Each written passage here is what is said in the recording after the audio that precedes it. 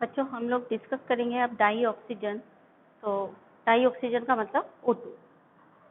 Isotopes of dioxygen are, यानी oxygen के जो आइसोटोप्स होते हैं 3 होते हैं, 8O16, 8O17 and 8O18। Then molecular oxygen is paramagnetic in spite of having even number of electrons। ये प्रॉपर्टी है डाई ऑक्सीजन के। डाई ऑक्सीजन मतलब O2, O2 मतलब O2 का मॉलिक्यूल कैसा होता है, पैरामैग्नेटिक होता है in spite of having even number of electron. तो अगर हम यहाँ पर ही ये प्रॉपर्टी के आगे अगर ये ऐसे लगा दिया भाई, तो ये बहुत इंपॉर्टेंट एक रीजनिंग का क्वेश्चन हो गया कि इसमें इवन नंबर ऑफ इलेक्ट्रॉन है फिर भी ये पैरामैग्नेटिक क्यों है। तो उसका कारण ये है कि बिकॉज जो आपने 11th में मॉलिक्यूलर ऑर्बिटल थ्योरी पढ़ी है उसके अकॉर्डिंग इसका ये आंसर होगा। Because oxygen molecule has 2 number of unpaired electrons in anti bonding px and py molecular orbital. Anti bonding मतलब ये वाली px और py मॉलिक्यूलर ऑर्बिटल्स जो है anti bonding pi star 2px and pi star 2py। यहाँ पर इनमें एक एक इलेक्ट्रॉन अनपेयर्ड है, तो भले ये इवन नंबर ऑफ इलेक्ट्रॉन तो है क्योंकि टोटल 8 इलेक्ट्रॉन है। हाँ, ये देखो इसके एटॉमिक ऑर्बिटल है 2p4 और ये एटॉमिक ऑर्बिटल है 2p4, यानी 2 ऑक्सीजन एटम मिलकर ही तो O2 बनाते हैं। तो एक ऑक्सीजन एटम की एटॉमिक ऑर्बिटल, ऑक्सीजन का एटॉमिक नंबर क्या होता है 8, 8O मतलब 1s2, 2s2 एंड 2p4। तो ये एटॉमिक ऑर्बिटल जब ओवरलैपिंग होगी तो 1s ओवरलैपिंग होगी, 2s ओवरलैपिंग होगी, और जो बैलेंस सेल है वो यहाँ पर 2p है। तो 2p का ओवरलैपिंग क्या है, एटम 2p4 एक ऑर्बिटल, दूसरे एटम की 2p4 एक ऑर्बिटल, मतलब p सबशेल।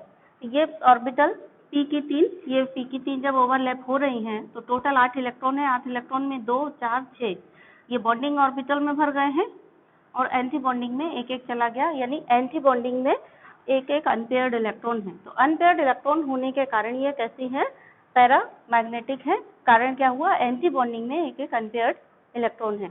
भले इवन नंबर ऑफ मॉलिक्यूल है, इवन है हाँ, लेकिन क्योंकि 2, 4, 6 एंड 8, तो इवन नंबर ऑफ मॉलिक्यूल तो है लेकिन फिर इवन नंबर ऑफ इलेक्ट्रॉन है, लेकिन इसके बावजूद भी अनपेयर्ड होने के कारण ये कैसा हो गया, पैरामैग्नेटिक हो गया। ठीक बच्चों, नेक्स्ट प्रॉपर्टी है इसके डाइऑक्सीजन के। देखिए, dioxygen directly reacts with nearly all metals and non metals except AuPt and some noble gases. यानी AuPt को छोड़ करके, गोल्ड एंड प्लैटिनम को छोड़ करके बाकी सभी मेटल्स या नॉन मेटल से डाइऑक्सीजन डायरेक्टली रिएक्शन कर लेती है। ठीक है, उसका कारण क्या है, अगर इसी के आगे हमने लगा दिया वाई तो एक अच्छा रीजनिंग का क्वेश्चन बन गया वाई। उसका कारण है कि जब भी डाइऑक्सीजन कंबाइन होती है, combination of oxygen with other elements is often strongly exothermic which help in sustaining the reaction। यानी डाइऑक्सीजन जब भी किसी से कंबाइन होती है तो वो रिएक्शन जब भी होती है कॉम्बिनेशन में, क्योंकि छोटी साइज है ऑक्सीजन की, छोटा बॉन्ड बनता है, छोटा बॉन्ड बनेगा तो ज्यादा एनर्जी रिलीज होगी, ज्यादा एनर्जी यानी रिलीज होगी मतलब हाईली एक्सोथर्मिक रिएक्शन होगी। तो ऑक्सीजन की रिएक्शन या फ्लोरीन की किसी की भी साथ में रिएक्शन, ऑक्सीजन की रिएक्शन भी और फ्लोरीन की भी, क्योंकि फ्लोरीन का साइज उससे भी ज्यादा छोटा है, तो इनकी रिएक्शंस किसी के भी साथ होंगी तो हाईली एक्सोथर्मिक होती हैं और स्टेबल होती हैं, क्योंकि जब एनर्जी रिलीज होती है तो वो एनर्जी उस रिएक्शन को सस्टेन करने में काम आती है। ठीक है ना, ये हो गया। देन नेक्स्ट प्रॉपर्टी है to initiate reaction of dioxygen with other elements require some external heating. किसी भी एलिमेंट के साथ अगर डाइऑक्सीजन की रिएक्शन करानी है तो उसके लिए हमें कुछ एक्सटर्नल हीटिंग की जरूरत पड़ती है। तो यहीं पे अगर हमने वाई लगा दिया तो ये भी एक इम्पॉर्टेंट क्वेश्चन हो गया कि क्यों पड़ती है। क्यों पड़ती है, उसका कारण है क्योंकि डाइऑक्सीजन मॉलिक्यूल है वो O2 मॉलिक्यूल के फॉर्म में एग्जिस्ट करता है, या तो हम यहीं पर आप लिख सकते हो O2 मॉलिक्यूल का मतलब हुआ यहाँ O डबल बॉन्ड O के फॉर्म में लिख सकते हो, मैंने यहाँ पे लिख दिया था लास्ट में। Because oxygen exist as O2 molecule in which there is a double bond between 2 oxygen atoms, यानी 2 ऑक्सीजन एटम्स के बीच में O डबल बॉन्ड O इस तरह से एग्जिस्ट करता है।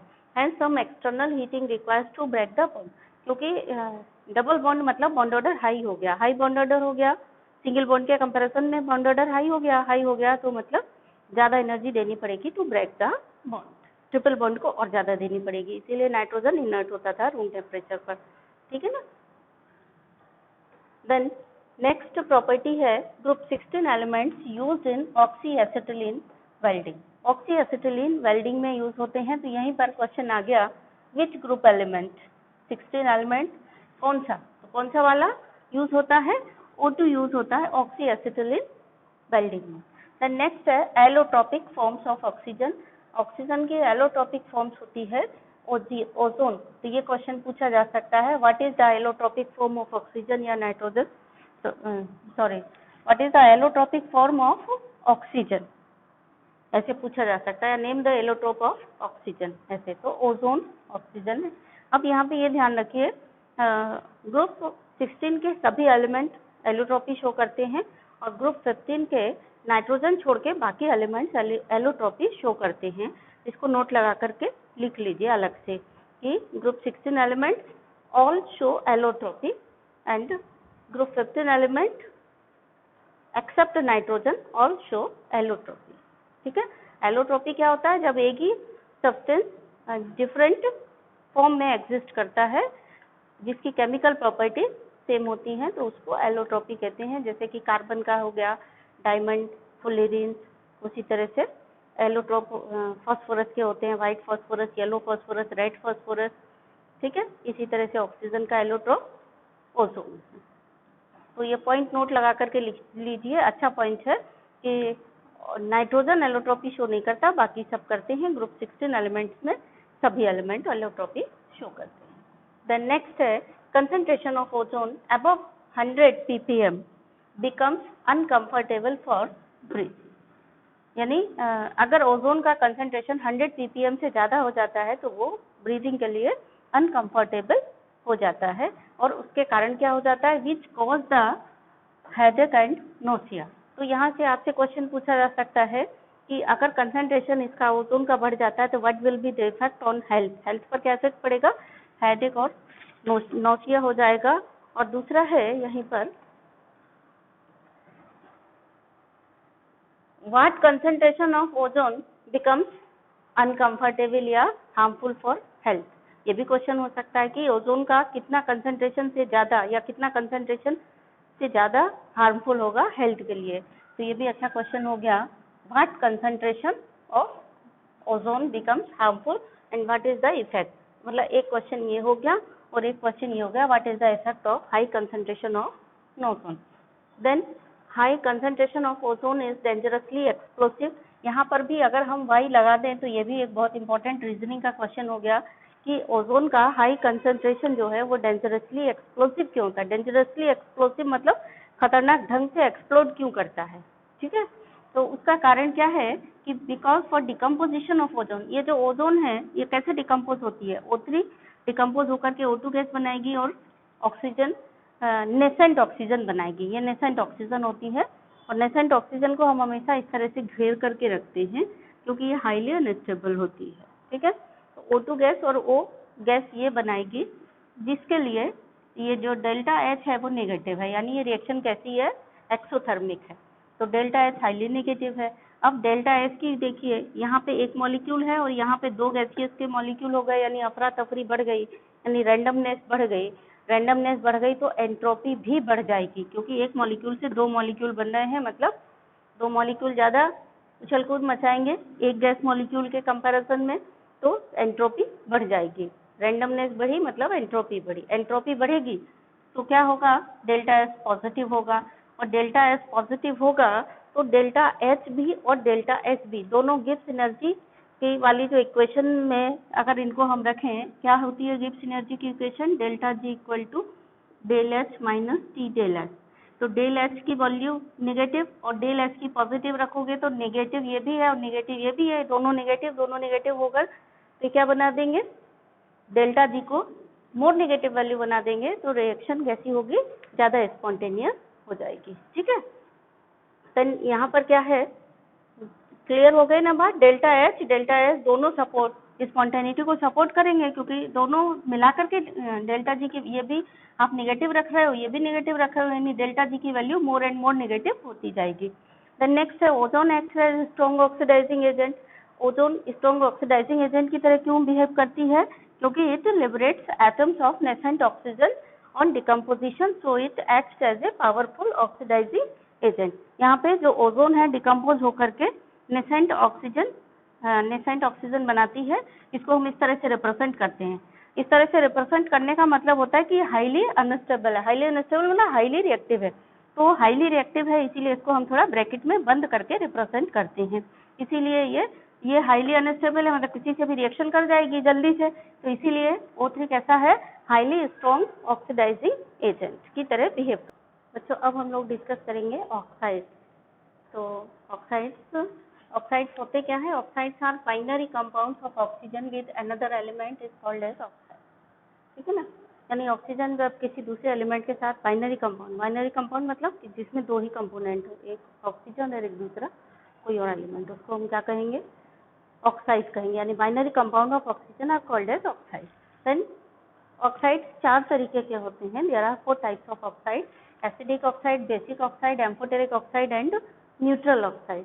तो first we will discuss about the acidic oxide. Acidic oxide नाम से पता चल रहा है, यानी वो oxide which dissolve in water and form an acid.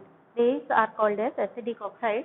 यानी एसिडिक ऑक्साइड क्या हो गया? An acidic oxide that combines with water to give an acid is termed as an acidic oxide is और लगा लो यहाँ, is that which combines with water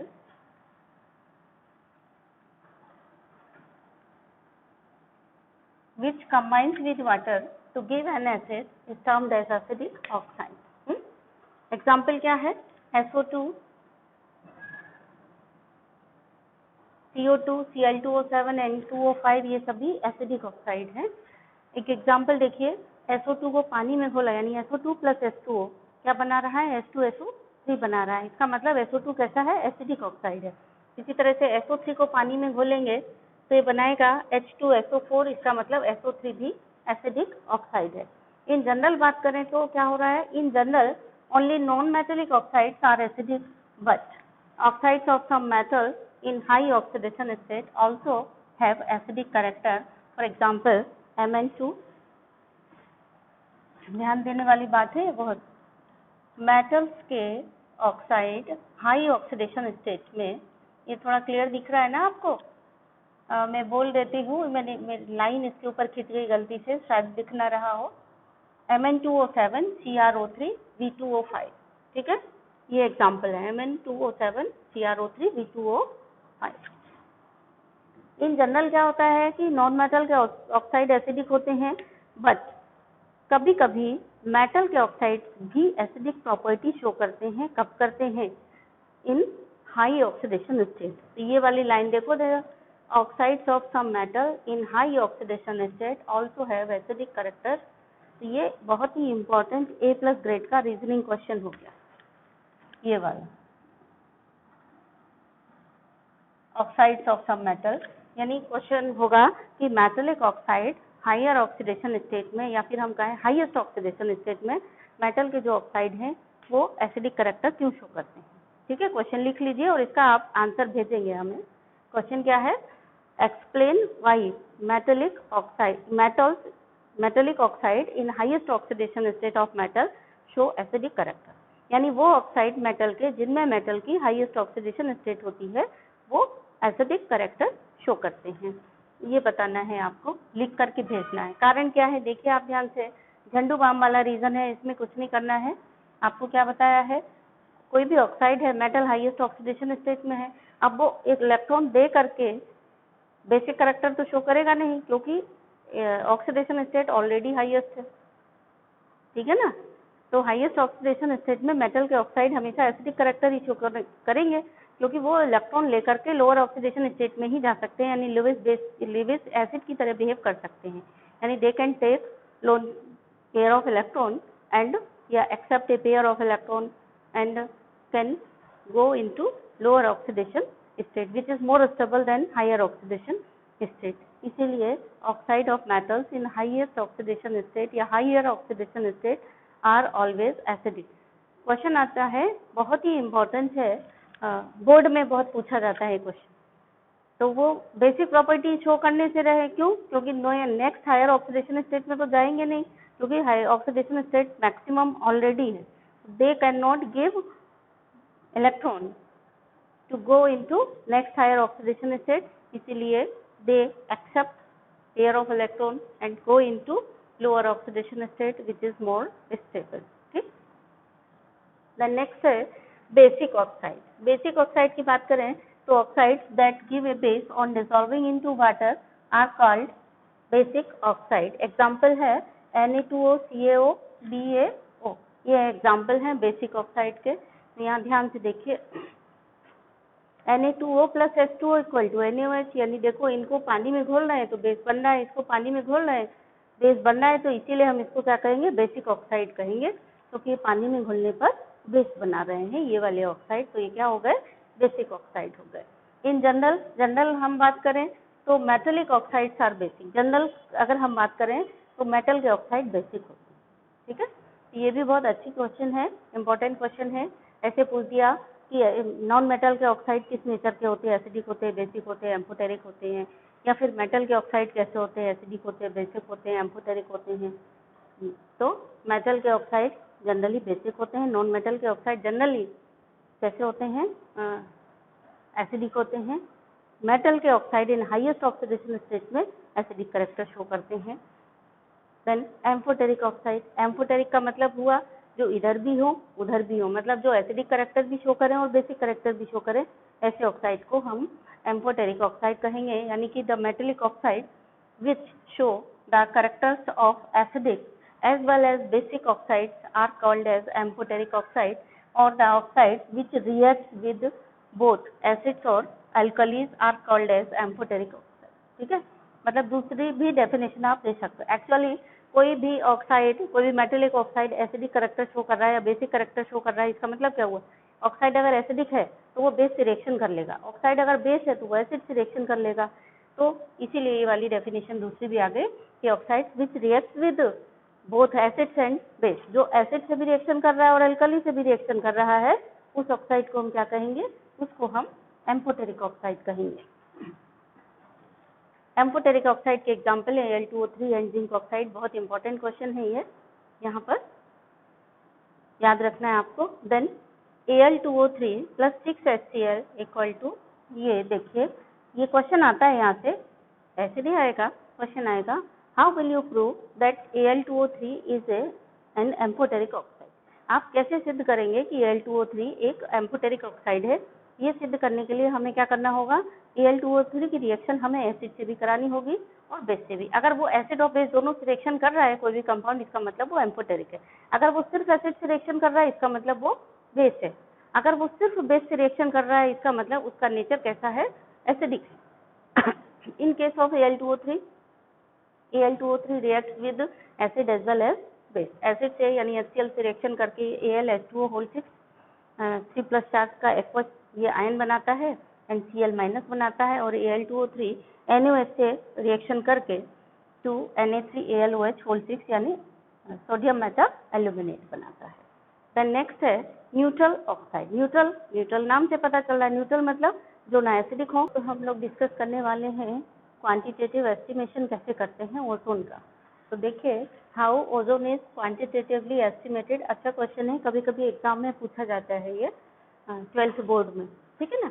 तो quantitative method for estimation of ozone gas और how ozone estimated quantitatively. तो simple सा है, 2 line लिखनी है, बाकी ज़्यादा आपको डिटेल में नहीं जाना है, इतना ही सा लिखना है, 1 आध नंबर में पूछा जाएगा। तो इतनी सी बात है, कैसे लिखेंगे? When ozone is reacted with an excess of potassium iodide solution buffered with a borate buffer pH 9.2, यानी जो बोरेट बफर है इसका pH कितना होना चाहिए? 9.2।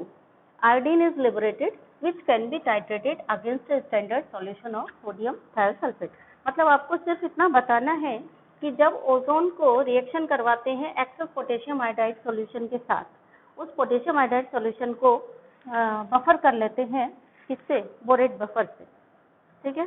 तो आयोडीन लिबरेट होती है और उस आयोडीन का टाइट्रेशन कर लेते हैं, टाइट्रेटिंग अगेंस्ट पोटेशियम थायोसल्फेट या सोडियम थायोसल्फेट के अगेंस्ट टाइट्रेशन कर लेते हैं। सिर्फ इतना बताना है टाइट्रेशन कैसे करते हैं, कितना रीडिंग होता है, कितना कैलकुलेशन है, ये सब आपको डिटेल में नहीं बताना है। तो सिंपल सी बात है, क्या ओजोन को किससे रिएक्शन करवाया, पोटेशियम आयोडाइड से, which is buffered by borate buffer, और उसका पीएच कितना है 9.2 पीएच है, इतना पीएच है। तो आयोडीन लिबरेट होगी और जो लिबरेटेड आयोडीन है उसको सोडियम थायोसल्फेट के साथ टाइट्रेशन करवा के कैलकुलेशन कर लिया जाता है कि ओजोन कितना है। तो इस तरह से ओजोन का एस्टिमेशन किया जाता है। द नेक्स्ट वन है स्ट्रक्चर ऑफ ओजोन। ये बहुत इंपॉर्टेंट क्वेश्चन है, 1 मार्क्स में अच्छा क्वेश्चन आता है यहाँ से सीधे सीधे। यहाँ पे क्वेश्चन ऐसे आता है, मतलब स्ट्रक्चर ओजोन का स्ट्रक्चर तो ये हो गया। ओजोन में क्या है, O3 है, 3 ऑक्सीजन एटम है, तो ये रेजोनेटिंग स्ट्रक्चर्स बनाते हैं, एक बार इधर डबल बॉन्ड और एक बार इधर, ये दोनों कैनोनिकल फॉर्म है ओजोन की। या हम लिखना चाहें तो ऐसे लिख सकते हैं, कैसे, O3, ठीक है, मतलब O3 के ये कैनोनिकल फॉर्म्स हैं ये वाले दोनों। तो रेजोनेटिंग स्ट्रक्चर से क्वेश्चन यहाँ से कैसे आता है, सीधा सीधा आएगा कि ओजोन के रेजोनेटिंग फॉर्म्स बताइए, स्ट्रक्चर ड्रॉ करिए, तो आप ये दोनों स्ट्रक्चर ड्रॉ कर देंगे। या फिर क्वेश्चन ऐसे आ सकता है कि वाई, यहाँ पे ये जो इसमें है, ये 2 oxygen bond length in ozone molecule are identical 128 pm की होती है। अगर यहाँ पे क्वेश्चन लगा दें वाई, तो ये बहुत इंपॉर्टेंट A+ ग्रेड का क्वेश्चन हो गया कि ओजोन में जो 2 ऑक्सीजन बॉन्ड लेंथ है बराबर क्यों है, जबकि यहाँ डबल बॉन्ड है, यहाँ सिंगल बॉन्ड है। डबल बॉन्ड छोटा होता है, सिंगल बॉन्ड बड़ा होता है, तो दोनों बॉन्ड लेंथ बराबर नहीं होनी चाहिए, इक्वल नहीं होनी चाहिए, अलग अलग होनी चाहिए। उसका रीजन क्या है, क्योंकि ओजोन मॉलिक्यूल जो है ये दोनों रेजोनेटिंग स्ट्रक्चर्स में एग्जिस्ट करता है, तो इलेक्ट्रॉन यहाँ से वहाँ, वहाँ से वहाँ डिलोकलाइजेशन करते रहते हैं। डिलोकलाइजेशन के कारण ये पूरा क्या देता है, ये सिंगल बॉन्ड डबल बॉन्ड की एवरेज बॉन्ड लेंथ दोनों आती, मतलब ये बॉन्ड लेंथ और ये बॉन्ड लेंथ बराबर आती है दोनों की। ये कारण है इसका बराबर आने का, due to resonance. The next है एलोट्रोप्स ऑफ सल्फर। तो सल्फर के एलोट्रोप्स बताइए, यही 1 नंबर का क्वेश्चन हो गया। अच्छा, ठीक है, तो 2 एलोट्रोप्स होते हैं सल्फर के, येलो रोम्बिक जिसको अल्फा सल्फर बोलते हैं, या फिर मोनोक्लिनिक बीटा सल्फर कहलाता है। तो येलो सल्फर अल्फा सल्फर कहलाता है, ये भी अच्छा क्वेश्चन है, मतलब ध्यान से पॉइंट ध्यान देने की बात है। मोनोक्लिनिक को बीटा सल्फर कहते हैं। अब stable form of sulphur eight room temperature, ये A+ ग्रेड का क्वेश्चन है कि रूम टेम्परेचर पर कौन सा फॉर्म सल्फर का स्टेबल होता है, ये A+ ग्रेड का क्वेश्चन हो गया। कौन सा सल्फर का स्टेबल होता है, form rhombic sulphur is stable at room temperature. ठीक है, कौन सी sulphur, rhombic sulphur. Rhombic sulphur मतलब कौन सी, ये वाले येलो सल्फर। कैसे याद रहेगा, येलो लगा है इसके आगे, ध्यान रखो। सल्फर आपने 9th में एक्सपेरिमेंट किया है, सल्फर वाला सस्पेंशन बना के, सल्फर और आयरन को गर्म करके आयरन सल्फाइड बना करके ब्लैक कलर का। तो याद रखिए कि येलो कलर का सल्फर होता है, तो कौन सा वाला allotrope, yellow rhombic allotrope is stable at room temperature. यहाँ से बहुत इंपॉर्टेंट क्वेश्चन बनते हैं। अगला क्वेश्चन देखिए, यहाँ से ऐसे बनता है, व्हाट टेम्परेचर, मतलब किस टेम्परेचर पर both the allotropic forms of sulphur stable और इन इक्विलिब्रियम।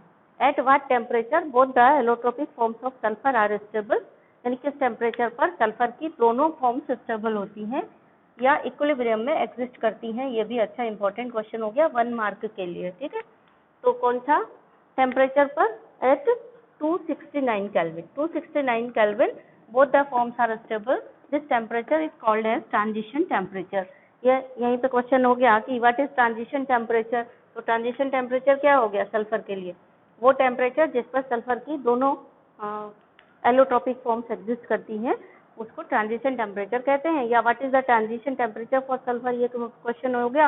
या फिर किस टेम्परेचर पर एग्जिस्ट करते हैं, ये क्वेश्चन हो गया। अब सल्फर के मॉलिक्यूल बनाइए।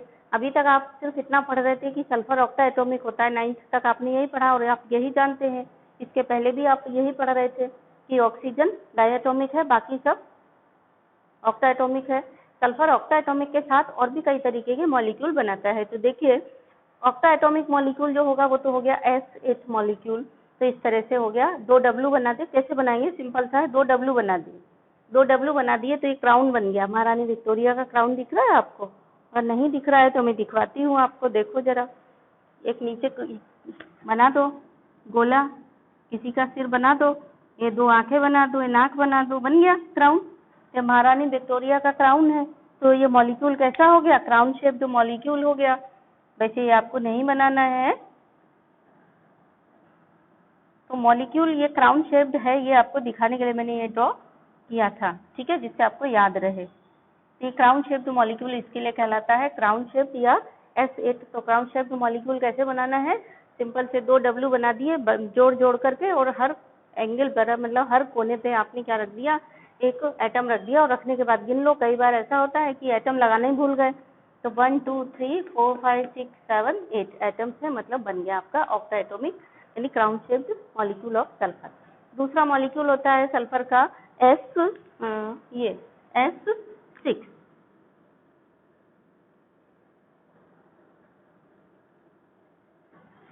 आराम कुर्सी होती है ना, उस तरीके से अगर आप यहाँ पे आप लेटे हैं तो यहाँ पे आप बैठ जाएंगे और उधर पैर फैला लेंगे, इस तरह से आराम कुर्सी टाइप का ये हो गया। तो ये कैसा है? साइक्लोएसिड्स और चेयर फॉर स्ट्रक्चर कहलाता है सल्फर का। इसमें 6 मॉलिक्यूल है, तो इसका फॉर्मूला हो गया S6। तो साइक्लोएसिड्स बनाइए। ये सल्फर किसी किन मॉलिक्यूल किन किन तरीके से एग्जिस्ट करता है? तो S2 में एग्जिस्ट करता है, S6 में एग्जिस्ट करता है, S8 में एग्जिस्ट करता है, ये आपको पता होना चाहिए, ठीक है ना। ये साइक्लोएसिड्स है। Then next है बहुत important, at elevated temperature sulfur exists as S2 molecule, ठीक है। रूम टेम्परेचर पर क्राउन शेप्ड रहती है, 269 पे कैसे रहती है? इक्विलिब्रियम में रहती है। और एट एलिवेटेड टेम्परेचर यानी लगभग 1000 के आसपास केल्विन टेम्परेचर जब हो जाएगा, तो S2 इज डोमिनेंट स्पीशीज, यानी तब S2 जैसे O2 एग्जिस्ट करता है, वैसे ही सल्फर भी S2 के फॉर्म में भी एग्जिस्ट कर सकता है। और जब वो S2 के फॉर्म में एग्जिस्ट करेगा तो वो पैरामैग्नेटिक होगा। तो नेक्स्ट क्वेश्चन यहाँ पर आ गया कि why sulphur molecule is paramagnetic. Sulphur का जो मॉलिक्यूल है वो पैरामैग्नेटिक क्यों होता है? तो जैसे आपने अभी पढ़ा था कि ऑक्सीजन का मॉलिक्यूल क्यों पैरामैग्नेटिक है, क्योंकि उसके एंटी बॉन्डिंग पाई स्टार में पाई स्टार px और pi star 2px pi star है ना, 2px and pi star 2py में क्या है? एक एक अनपेयर्ड इलेक्ट्रॉन है। सेम उसी तरह यहाँ पर होगा, वहाँ 2p था और यहाँ पर क्या हो जाएगा? 3p। तो इस क्वेश्चन का जवाब आप खुद लिखेंगे और साथ में डायग्राम बना लेंगे, बिल्कुल ऑक्सीजन मॉलिक्यूल की तरह। जैसे ऑक्सीजन में 2p का बनाया था, यहाँ पर आप 3p का बना देंगे, बस इतना था। डायग्राम सेम टू सेम वैसे रहेगा, 2p की जगह आप 3p लिख लेंगे, ठीक है ना। देन नेक्स्ट वन है YS2, हाँ ये हो गया, YS2 मॉलिक्यूल इज पैरामैग्नेटिक। फिर है resonating structures of SO2 molecule. SO2 molecules के रेजोनेटिंग स्ट्रक्चर तो सिंपल सा है, S के एक तरफ डबल बॉन्डो है, एक तरफ सिंगल बॉन्डो है। जहाँ डबल बॉन्डो है यहाँ ऑलरेडी देखो एक बॉन्ड में 2 इलेक्ट्रॉन होते हैं, तो डबल बॉन्ड O हुआ तो 2 और 2 4 इलेक्ट्रॉन है, तो 8 इलेक्ट्रॉन हमें कंप्लीट करने हैं, तो 2 और 2 ये इलेक्ट्रॉन पेयर और बना दिए, एक ये और एक ये। और इसी तरह से यहाँ पर सल्फर का अगर सिंगल बॉन्ड है तो सिंगल बॉन्ड के लिए एक इधर एक इधर एक इधर, दो इलेक्ट्रॉन है यहाँ। तो जहाँ पे बस ये करना है कि ऑक्टेट कंप्लीट करना है। ऑक्टेट कंप्लीट करने के लिए अगर सिंगल बॉन्ड है तो 3 बॉन्ड पेयर बना दोगे, और अगर डबल बॉन्ड है तो 2 बॉन्ड पेयर इधर बना दोगे, हो गया। ये SO2 मॉलिक्यूल हो गया रेजोनेटिंग स्ट्रक्चर। ठीक, डिस्कस करेंगे ऑक्सो एसिड्स ऑफ सल्फर।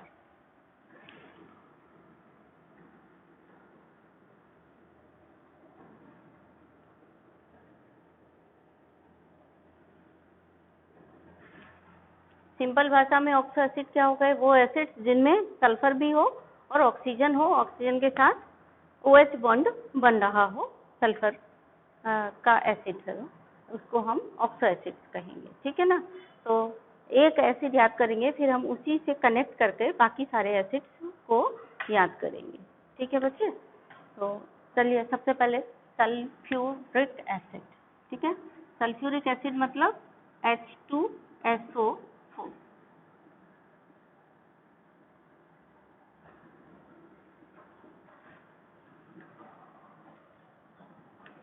इसी में सब कुछ करके हम इसको कंप्लीट करेंगे, है ना।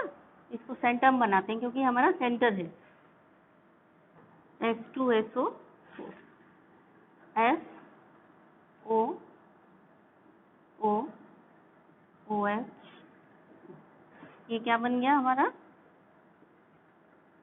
सल्फ्यूरिक एसिड बन गया। ठीक है, अब हमें, अगर हम इसमें से ये H2SO4, एक ऑक्सीजन अगर हम इसमें से कम कर दें, यानी माइनस O कर दें, एक ऑक्सीजन कम कर दिया, तो ये बन जाएगा सल्फ्यूरस एसिड, यानी H2SO3। क्या बन गया, सल्फ्यूरस एसिड। अब सल्फ्यूरस एसिड में एक ऑक्सीजन ये कम कर दिया, तो बस यहाँ लोन पेयर ऑफ इलेक्ट्रॉन रह जाएगा इस तरह से।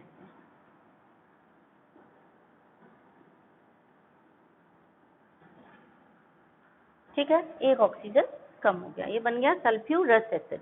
देन अगर हम इसमें से ऐसे ही एक दो मॉलिक्यूल ले लें और उनमें से H2O निकाल दें, यानी उनको हीट कर दें, समझ रहे बात को, दो मॉलिक्यूल ले लें और उनको ऐसे हीट कर दें, यानी क्या कर दें, आपसे कोई एक पूछा जाएगा, आप ऐसे सारे मत बना देना, मैं आपको कनेक्टिंग लिंक बता रही हूँ कि अगर आप एक से जोड़ करके सबको याद करेंगे तो आपको इजीली सारे सल्फर के ऑक्सी एसिड याद हो जाएंगे। सिर्फ टेक्निक बता रहे हैं, नहीं तो आप इस तरह से नहीं करना है। तो अगर हम ऐसे दो मॉलिक्यूल्स को ले लें, ऐसे सल्फ्यूरिक एसिड के दो मॉलिक्यूल्स ले लें और उनको हीट कर लें, तो हमारा बन जाएगा pyrosulphuric acid. Pyrosulphuric acid, pyro का मतलब होता है हीट करके, हीट करके क्या निकला, H2O निकला, यानी ऐसे दो मॉलिक्यूल लेके उनमें से H2O निकाल दें, माइनस H2O, किसमें से माइनस H2O निकाला। अगर नहीं, मतलब ऐसे प्रैक्टिस के लिए आप चाहें तो इसको लिख लें, किससे, दो ऐसे मॉलिक्यूल लिए, OH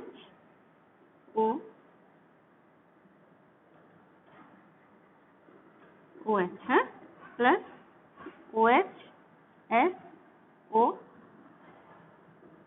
ठीक, पलट के एक बना दिया, एक ऐसा बनाया, एक इसको हमने ऐसे पलट के बना दिया, इन दोनों के बीच में से SO निकाल देंगे तो हमारा क्या बन जाएगा, पायरोसल्फ्यूरिक एसिड बन जाएगा। ठीक,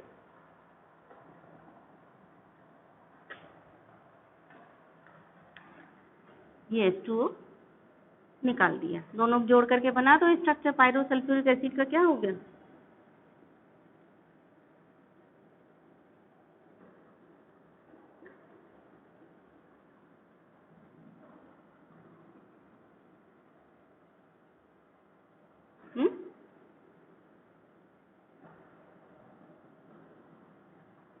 यानी सिंपल तरीका, सल्फ्यूरिक एसिड का आपने याद कर लिया, H2SO4, H2SO4 में क्या है, दो OH है और दो OH है, एक सल्फर है और डबल बॉन्ड O, ऐसे करके आपने याद कर लिया।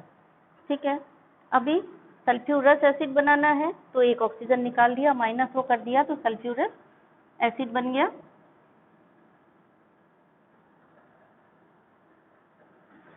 ठीक, और पायरोसल्फ्यूरिक एसिड बनाना है तो क्या करना है, दो मॉलिक्यूल इसके, एक ऐसा लिखा, एक ऐसे पलट के लिखा, दोनों के बीच में से H2O निकाल दिया और दोनों को जोड़ दिया, जोड़ के बना दिया, पायरोसल्फ्यूरिक एसिड बन गया। इसी में अगर हमें पर ऑक्सो डाइसल्फ्यूरिक एसिड बनाना है, पर ऑक्सो डाइसल्फ्यूरिक एसिड, एक्चुअली ये क्या है, दो सल्फ्यूरिक एसिड में से ही तो मिलकर के बना है, पायरोसल्फ्यूरिक एसिड कैसे बना, दो सल्फ्यूरिक एसिड के मॉलिक्यूल से मिलकर के बना है। अगर हम इसी में एक और ऑक्सीजन घुसा दें पर ऑक्साइड लिंकेज की, तो ये बन जाएगा पर ऑक्सो डाइसल्फ्यूरिक एसिड।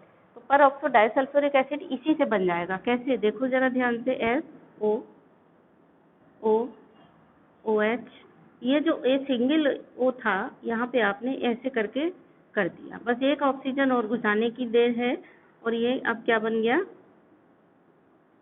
ये बन गया आप पर ऑक्सो डाइसल्फ्यूरिक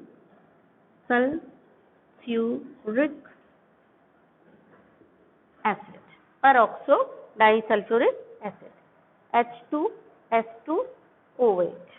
ठीक है, देखो फॉर्मूला इसका क्या हुआ, H2S2O8, दो H हैं, H2, दो S हैं, S2, दो और दो 4, दो 6 और दो 8, 8 O हैं। और इसी का एक और दूसरा नाम है मार्शल्स, इसी को मार्शल्स एसिड भी कहते हैं, कंपटीशन में ऐसे आता है मार्शल्स एसिड, इसमें से पहचानिए, ऐसे कई स्ट्रक्चर दे देगा आपको, आप उसको पहचानने का काम करेंगे, मार्शल्स एसिड है ये। देन देखिए इससे ये भी बना, इससे ये बना, इसी में एक और ऑक्सीजन घुसा दिया तो ये बन गया। अब एक और है डाइथायोनिक एसिड।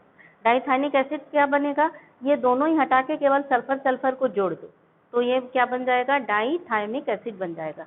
तो इसी से आपका एक और एसिड बन गया, कैसे, SOOH। सल्फर को सल्फर से सीधा कनेक्शन कर दिया, बीच के सारे लिंकेज हटा दिए। ये क्या बन गया, ये बन गया आपका डाइथायोनिक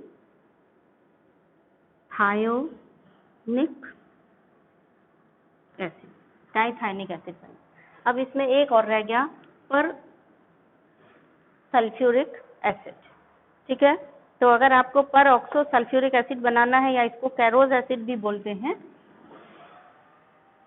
पर ऑक्सो सल्फ्यूरिक एसिड, या एक और नाम है इसका कैरोज एसिड। ठीक, तो आप कहाँ से बना लेंगे, ये जो OH बॉन्ड है यहाँ पे पर ऑक्साइड बॉन्ड लगा देंगे, मतलब एक ऑक्सीजन और घुसा देंगे तो पर ऑक्सो सल्फ्यूरिक एसिड बन जाएगा। यानी ये क्या बन जाएगा, SOOHO,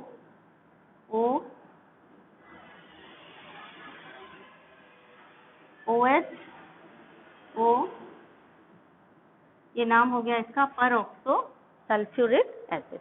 तो देखिए आपने थोड़ा थोड़ा से मॉडिफिकेशन करके सिर्फ इसमें, यानी मेन कौन है, ये है आपका मेन, ये याद रखिए।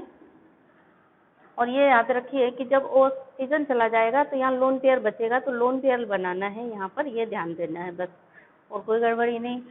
एक ऑक्सीजन गया तो सल्फ्यूरिक एसिड बना, पर ऑक्सो सल्फ्यूरिक एसिड बनाना है तो उसी में एक ऑक्सीजन और घुसा दिया, पर ऑक्साइड बॉन्ड बन गया तो पर ऑक्सो सल्फ्यूरिक एसिड बन गया। पर या उसी को कैरोज एसिड भी बोलते हैं, है ना, पर ऑक्सो सल्फ्यूरिक एसिड या कैरोज एसिड, ये वाला है।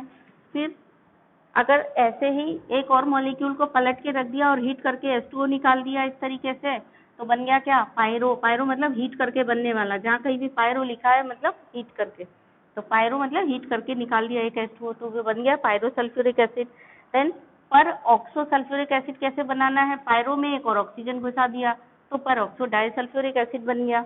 फिर डाइथाइनिक एसिड कैसे बनाना है, ये पूरी लिंकेज गायब कर दी और सल्फर को डायरेक्टली जोड़ दिया, तो आपका ये बन गया डाइथाइनिक एसिड। तो एकदम सिंपल है, इसको अच्छे से याद कर लीजिए। ड्रॉ करने के लिए कोई भी स्ट्रक्चर आ सकता है, या फिर क्वेश्चन ऐसे आ सकता है कि सल्फर का वो ऑक्सी एसिड बनाओ जिसमें सल्फर की ऑक्सीडेशन स्टेट +6 है, +4 है, ऐसे करके। तो इन सब की ऑक्सीडेशन स्टेट कैलकुलेट करके यहाँ पर आपको लिखनी है, आपका टास्क है। हर ये ऑक्सो एसिड में सल्फर की क्या ऑक्सीडेशन स्टेट है, तो जिस ऑक्सीडेशन स्टेट में पूछा जाए कि ये ऑक्सो एसिड बनाओ इस ऑक्सीडेशन स्टेट वाला, तो आप फटाफट उसको ड्रॉ करके बना लेंगे। तो ये आपका काम है कि इन सब में सल्फर की ऑक्सीडेशन स्टेट कैलकुलेट करके आपको यहाँ लिखना है सबके साथ में कि सल्फर किस ऑक्सीडेशन स्टेट में। तो बच्चों अब डिस्कशन करते हैं preparation of H2SO4 commercial preparation. H2SO4 की कॉमर्शियल प्रिपरेशन है, जो प्रोसेस का नाम बहुत इंपॉर्टेंट है, प्रोसेस का नाम है कॉन्टैक्ट प्रोसेस। कॉन्टैक्ट प्रोसेस से H2SO4 को मैन्युफैक्चर किया जाता है। तो ये स्टेप्स हैं H2SO4 मैन्युफैक्चर करने के लिए। सबसे पहले फर्स्ट स्टेप में क्या होता है, सल्फर को हीट करके ऑक्सीजन के साथ SO2 बनाया जाता है। उसके बाद SO2 एंड O2 इन दोनों की रिएक्शन से, यानी SO2 and O2 mixed passed over V2O5 यानी वैनेडियम पेंटॉक्साइड के ऊपर से इसको पास करते हैं तो SO3 गैस बनती है। ये सभी गैसियस स्टेट में है।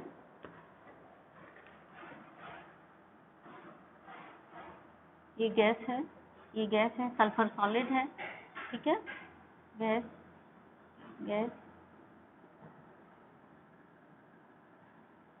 ठीक,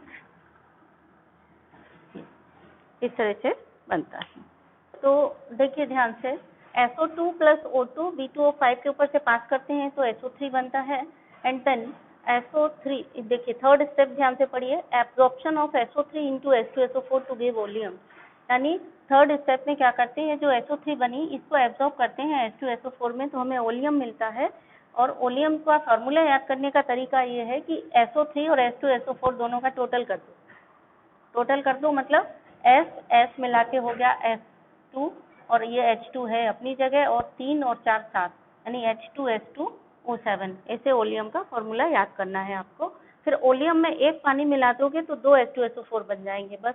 नेक्स्ट स्टेप क्या है, fourth, oleum is diluted with water to give H2SO4, यानी H2S2O7 प्लस H2O 2 H2SO4 बनते हैं।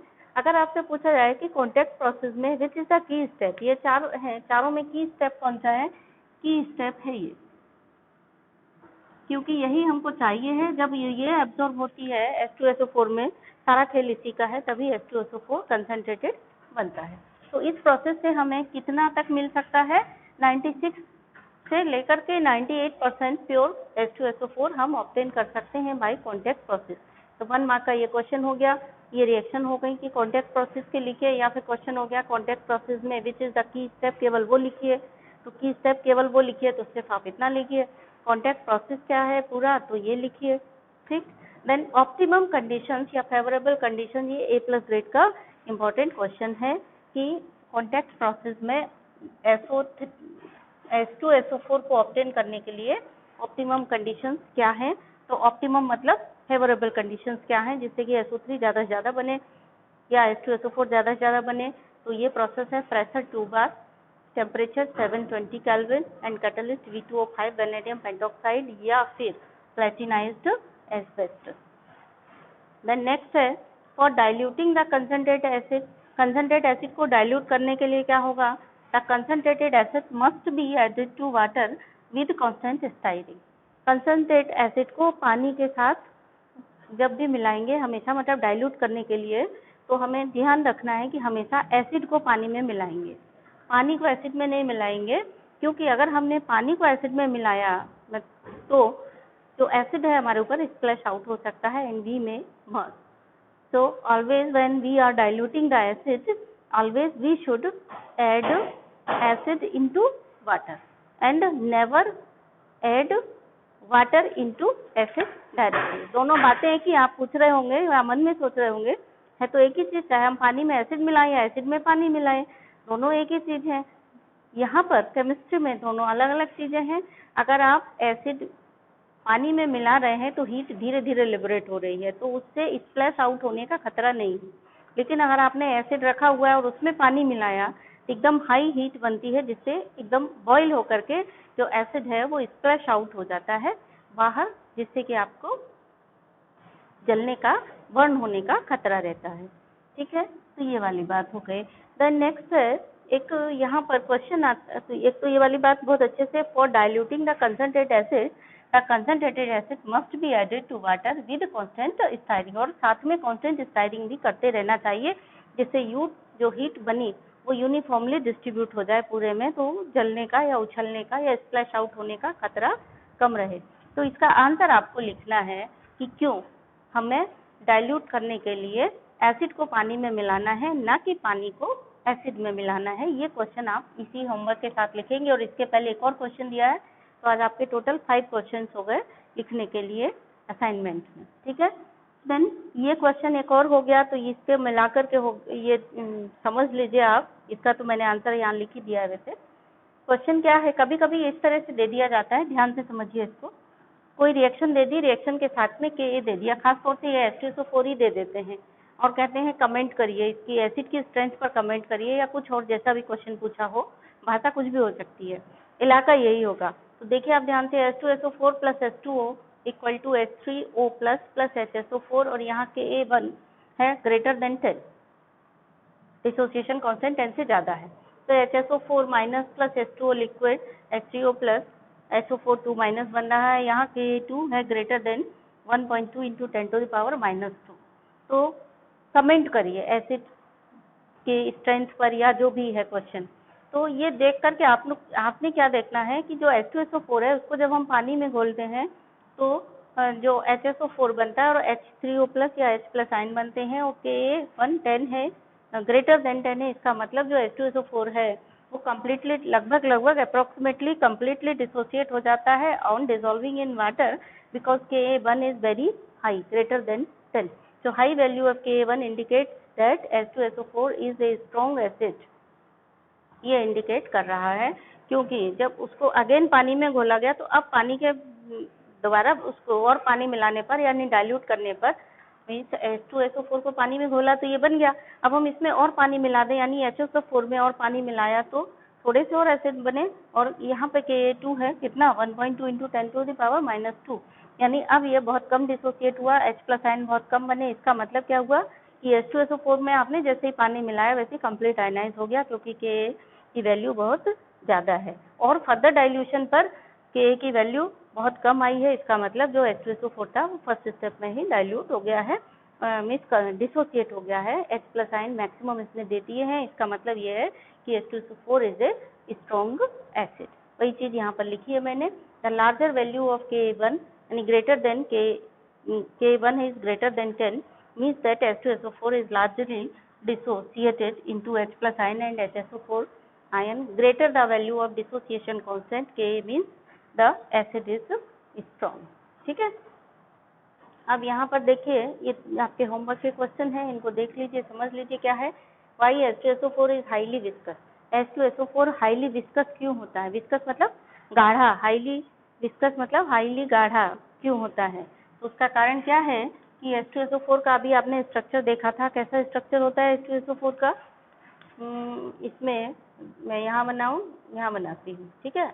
SOH OH O और O ऐसा स्ट्रक्चर होता है। तो इसमें ये OH बॉन्ड है, हाईली पोलर है, हाईली पोलर OH बॉन्ड है, तो ये क्या करेगा दूसरे H2SO4 के ये डबल बॉन्ड O के साथ में ये क्या बना लेगा, हाइड्रोजन बॉन्ड बना लेगा। तो और कितने हाइड्रोजन, एक्सटेंसिव हाइड्रोजन बॉन्डिंग हो रही है, देखो इधर OH इधर एक दो मॉलिक्यूल के बीच में इस तरह से हाइड्रोजन बॉन्डिंग, ये इधर भी बना लेगा इधर भी बना लेगा, तो कैसा हो जाएगा हाईली विस्कस हो जाएगा, क्योंकि it form extensive hydrogen bonds with other H2SO4 molecules या there is extensive hydrogen bonding between the H2SO4 molecule due to presence of two OH highly polar bond।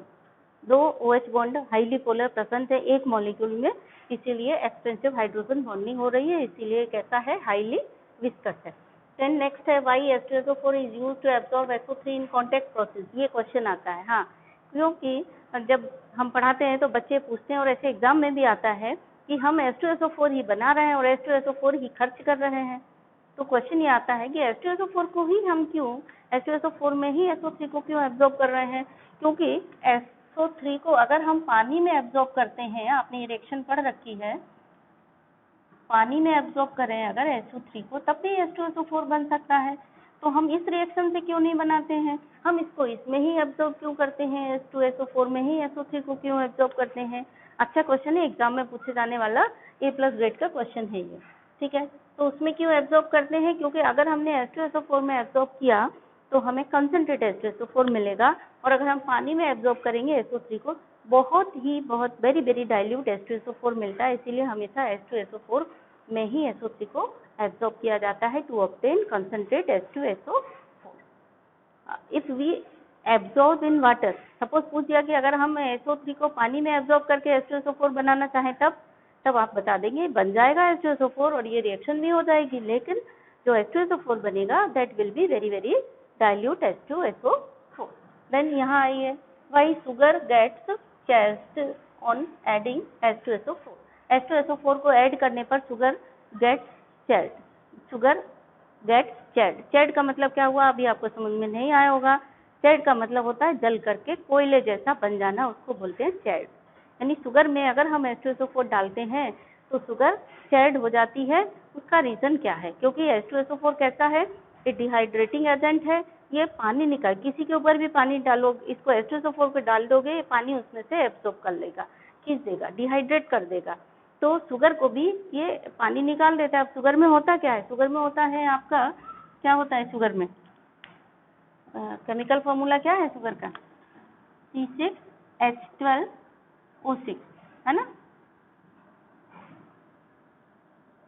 C6H22O11 ये है शुगर, है ना, C6H22O11 ये sugar है। C6H12O6 तो glucose होता है। तो ये शुगर है।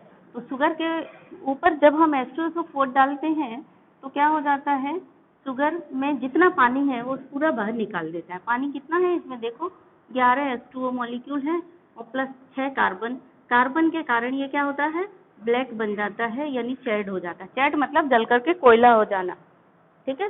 तो ये जल करके कोयला जैसा काला काला हमको मिलता है और पानी उसका डिहाइड्रेट हो जाता है। तो आप इसका कारण क्या है, it is due to dehydrating, highly dehydrating property of H2SO4, या आप लिख सकते हैं कि H2SO4 एक डिहाइड्रेटिंग एजेंट होता है, इसीलिए ये क्या कर देता है, शुगर में से यानी C6H22O11 शुगर में से क्या कर देता है, पानी के मॉलिक्यूल को बाहर कर देता है, डिहाइड्रेट कर देता है। तो ये हुआ आज आपका, आप ये जल्दी जल्दी असाइनमेंट हमें व्हाट्सएप करेंगे, ठीक है।